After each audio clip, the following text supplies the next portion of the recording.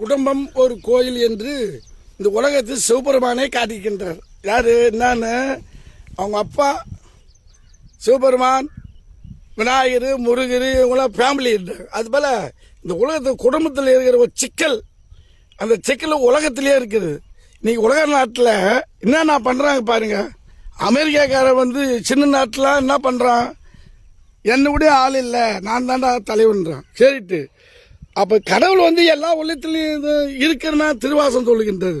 அப்படி இருக்கு சொல்ல இப்போ மனிதனே தானே எல்லாமே பண்ணுறான் உலகத்தை கட்டி. அப்படி நம்ம முன்னோர்கள் எத்தனை ஆண்டு இந்த 1 கோடி பில்லியமா எத்தனை இந்த பூமி இருக்கின்றது, எத்தனை சிருஷ்டி இருக்கின்றது, 9 கிரகங்கள் இருக்கின்றது, ஞானி தான் சொல்றாங்க. அப்படின்னு சொல்ல இந்த குடியரசு மக்களாட்சி, இது குடியரசு மக்களாட்சி அப்படின்னு இந்த உலகத்தை கொண்டு தராங்க. ஒரு 100-200 வருஷமா உலக நாட்டில் ஒரு நாடு இந்தியா. எல்லா நாட்டிலையும் ஒரு கட்டளை இருக்கின்றது. இருந்தாலும் நான்ற ஒரு எண்ணம் மட்டும் இருக்கக்கூடாது மனிதனுக்கு. அது தன்னை அழிச்சிடும். இப்போ அமெரிக்கா வந்து பண்ணுது கைட்டு தான். இப்போ அமெரிக்கா வந்து ஐநா சபையில் வந்து 55 நாடு ஒன்னா கூடிக்கின்றது. அது அத்தனை பேரும் கை தூக்கணும். அந்த ஒரு நாட்டுக்கு ஒரு கை தூக்கினா தான் அது செல்லுபடி ஆகும்.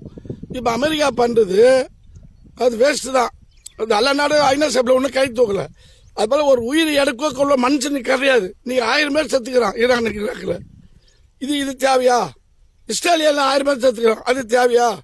ஒரு உயிர் அழிக்கக்கூடாது, சமாதானம் பண்ணு, 1000 வாட்டி பேச்சு தீர்த்துக்கலாம்.